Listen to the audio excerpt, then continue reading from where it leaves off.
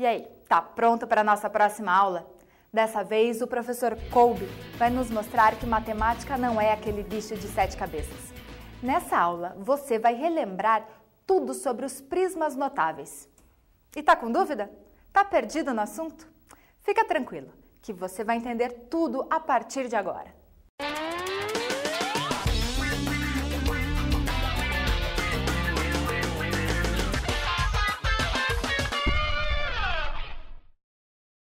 Desta vez chegou a vez da geometria.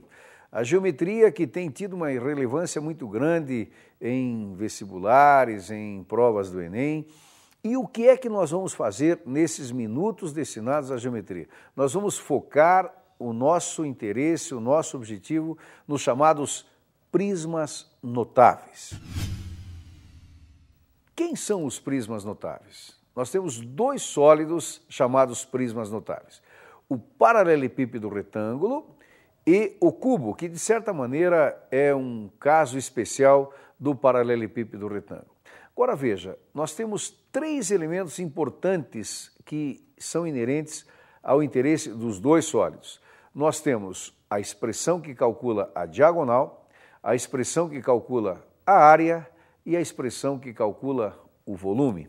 Nós vamos lembrar como que é obtida a expressão da diagonal, a expressão do volume e a expressão da área. Primeiramente, para o paralelepípedo retângulo ou ortoedro. Apenas um detalhe, essa denominação alternativa, ortoedro, ela é muito importante porque ela justifica por que eles são notáveis. Orto é o prefixo de 90 graus, edro, face. Então, são os únicos sólidos de todos que têm todas as faces perpendiculares entre si, o que dá a eles uma grande aplicabilidade no dia a dia, nos objetos que nos cercam e, por conseguinte, são lembrados para compor as provas. Vamos à tela para começarmos a perceber melhor quem são esses sólidos e revisarmos os seus principais elementos. No paralelepípedo retângulo, nós temos 6 faces, todas perpendiculares entre si, e, como dissemos, diagonal, área e volume. Vamos à figura seguinte que vai nos localizar o objeto. Ali está ele. O A, o B e o C são as letras que tradicionalmente representam comprimento, largura e altura e são normalmente usadas para designar essas dimensões.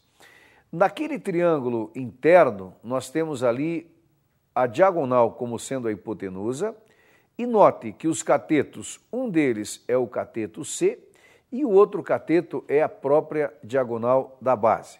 É importante lembrar que o teorema de Pitágoras será sempre o teorema que vai nos permitir acessar a essas relações todas, né? Uma aplicação de grande utilidade e de frequente uso.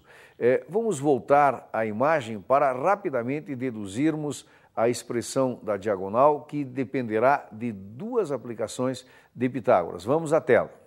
Então veja, considerando o primeiro triângulo, o triângulo da face inferior, nós teríamos diagonal da face, por isso minúscula, igual a A ao quadrado mais B ao quadrado.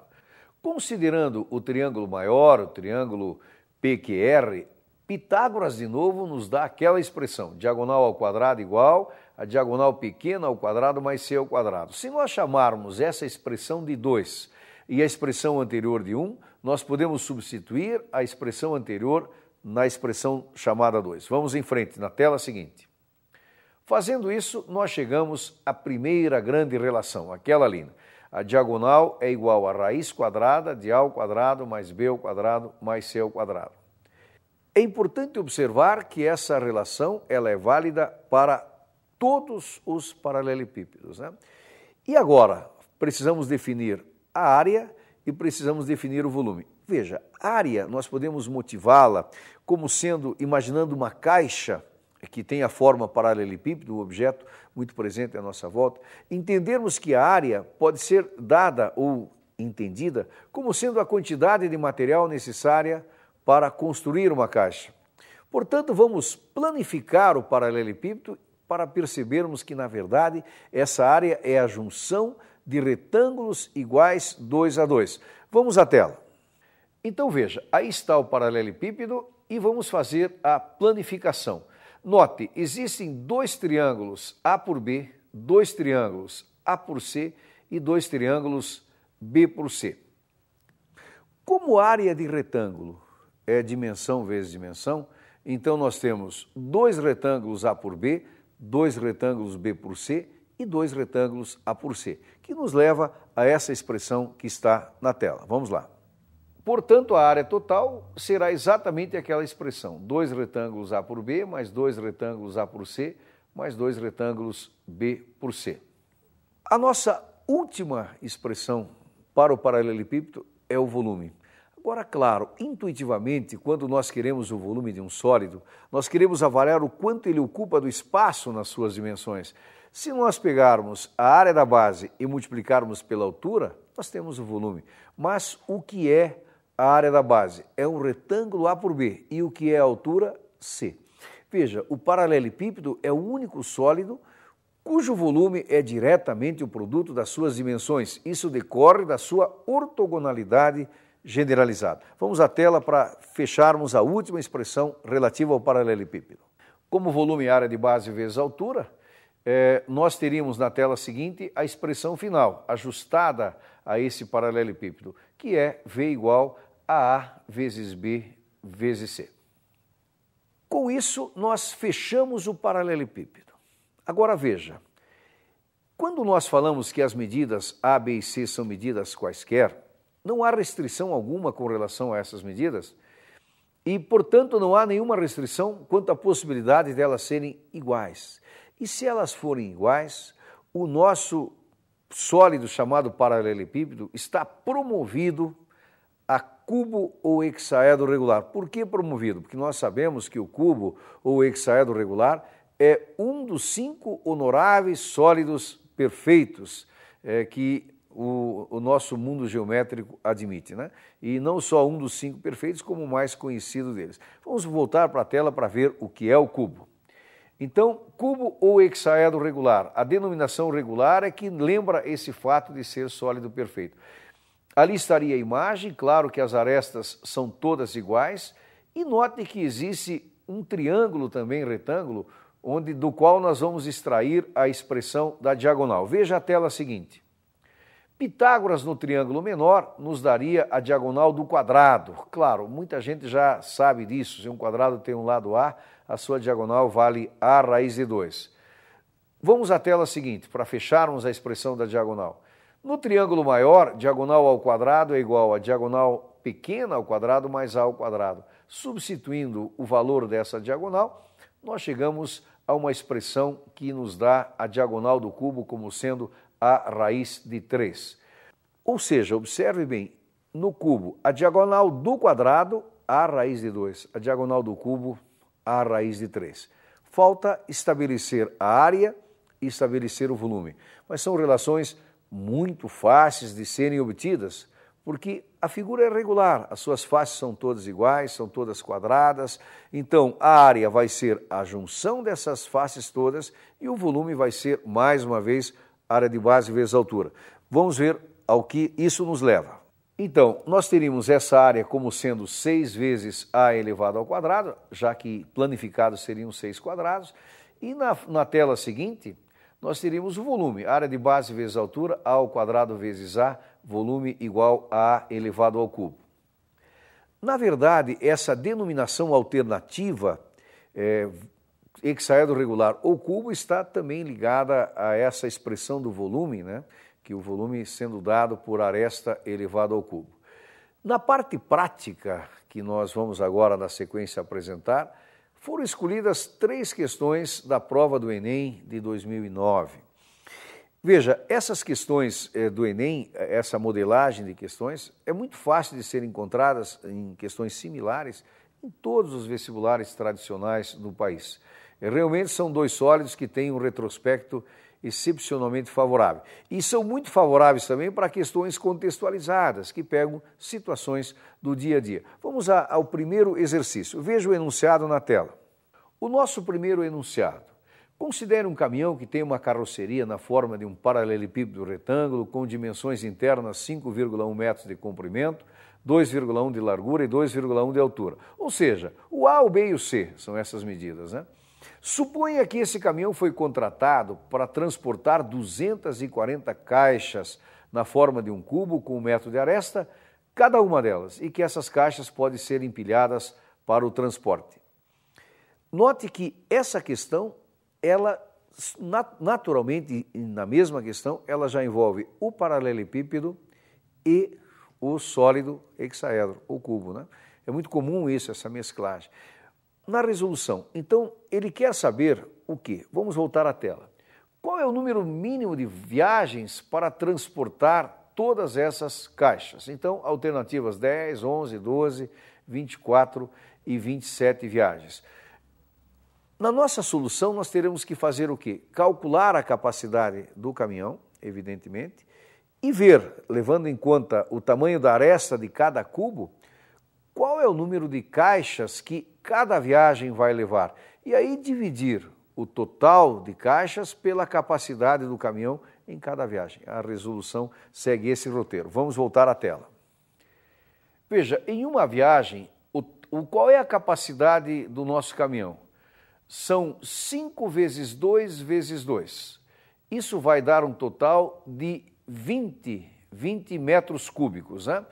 Ora, claro que, como cada caixa usa 1 metro cúbico, é 1 vezes 1 vezes 1, e o esquema ao lado indica isso, nós teríamos 5 caixas na direção do comprimento, 2 caixas na direção da altura e 2 caixas na direção da largura. Portanto, 5 vezes 2 vezes 2 nos dá um total de 20 caixas. Como são 240 o total, claro que o número de viagens, que nós chamamos de NV, vai nos dar 240 sobre 20. 240 sobre 20, naturalmente, 12 viagens. A alternativa correta foi a alternativa C. Nesse modelo, nós vimos exatamente essa possibilidade, né? Nós tínhamos uma capacidade de carga, tínhamos os cubos que seriam transportados, avaliamos a quantidade de cubos em uma viagem, dividimos o total disponível de cubos e conseguimos a alternativa C como alternativa correta. Veja agora uma segunda questão também do Enem de 2009. Vamos à tela. No nosso segundo exercício, nós temos a seguinte condição. Uma empresa que fabrica esferas de aço com 6 centímetros de raio utiliza caixas de madeira na forma de um cubo para transportá-las. Sabendo que a capacidade da caixa é de 13.824 centímetros cúbicos, qual é o número máximo de esferas que podem ser transportadas em uma caixa? E temos ali as alternativas, 4, 8, 16, 24, 32. Veja, nesse caso, nós temos um volume dado por um número expressivamente grande, né?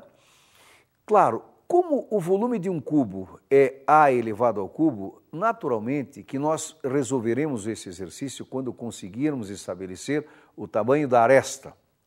E esse tamanho da aresta, relacionado com a esfera, vai nos permitir o raciocínio final do exercício.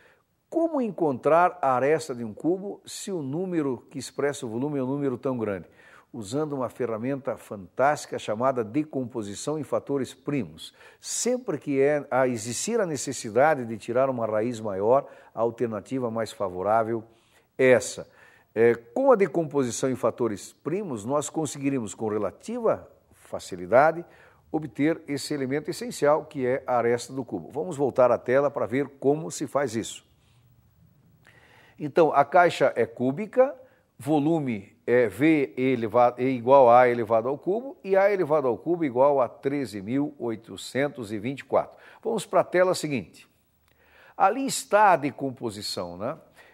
Nós vemos que o fator 2 ele vai aparecer um certo número de vezes, até fazer esse desmonte, uma operação bem simples, de tal maneira que quando nós agruparmos todos os fatores primos, nós temos que 13.824 é igual a 2 elevado à nona potência vezes 3 elevado à terceira potência. Portanto, o A vai ser a raiz cúbica disso. Mas veja que agora é fácil tirar a raiz cúbica, porque nós temos 2 elevado à nona vezes 3 elevado à terceira.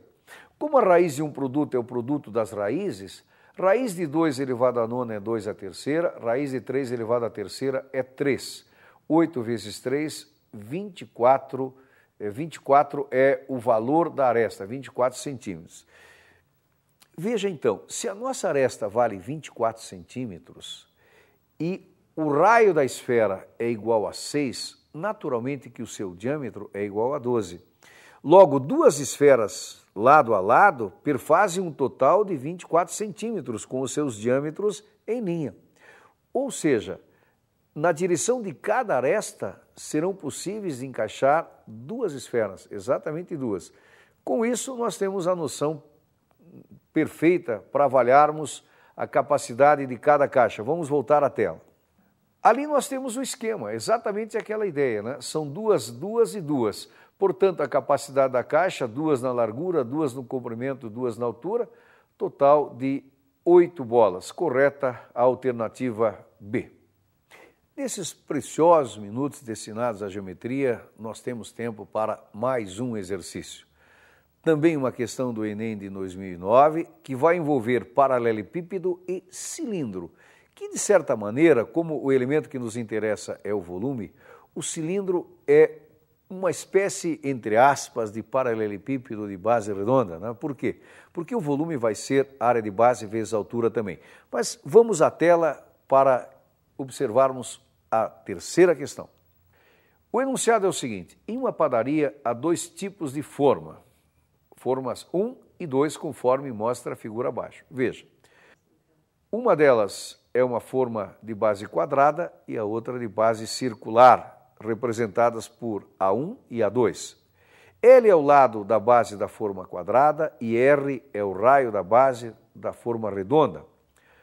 A1 e A2, as áreas das bases, 1 e 2, e V1 e V2, os seus volumes, respectivamente. Mas veja agora, as formas têm a mesma altura e o exercício estabelece que elas devem comportar a mesma quantidade de massa. Assim sendo, qual é a relação entre R e L? Veja, nesse caso, os volumes são correspondentes. Quer dizer, a intenção da panificadora é produzir quantidades iguais nos 2 formatos, né? Então, nós teremos que fazer o quê? Achar as expressões respectivas aos 2 volumes e confrontá-las. Como fazer isso? Na próxima tela. Vamos lá. Aí estão as alternativas, né, que colocam essa possível relação entre os 2. E na tela seguinte, nós iniciamos a resolução. Então, o volume da forma quadrada, se é um paralelepípedo, é área de base vezes altura. Como a base é quadrada, o nosso volume 1 vai ser L ao quadrado, que é o lado do quadrado, vezes H. Então veja, o volume 1 está aí. Vamos à tela seguinte para ver o volume 2. Como é volume de um cilindro e também área de base vezes altura, a base é um círculo. Claro, o volume de um círculo, πr ao quadrado. Então, πr ao quadrado vezes H. Se V1 igual a V2, nós confrontamos L ao quadrado vezes H é igual a πr ao quadrado vezes H. Simplificamos o H, daí o L é a raiz quadrada de πr ao quadrado. Claro, mas raiz quadrada de πr ao quadrado é raiz de π vezes raiz de r ao quadrado, que nos leva à expressão final. Para que as formas tenham os mesmos volumes, o lado L deve ser igual a r vezes raiz de π. Com isso, a alternativa correta é a alternativa D. Felicidades!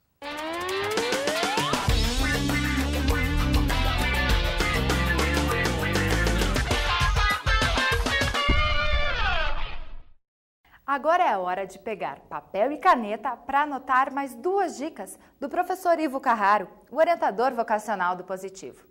Uma dica importante é a de cronometrar o tempo de estudo para que neste mesmo tempo você tenha uma produtividade cada vez maior. Ou seja, se a prova tem 5 horas de duração, por exemplo, é preciso estar preparado para resolvê-la em 4 horas. Para isso, cada um deve ter desenvolvido um método próprio de estudo. Outra dica, que parece simples, mas que pode fazer toda a diferença na hora de contabilizar pontos. Inicie sempre a resolução da prova pelas questões mais fáceis. Isso acaba gerando autoconfiança. Agora, vamos fazer mais uma paradinha rápida só para recuperar o fôlego. Voltamos daqui 10 minutos com mais uma super aula. Até já!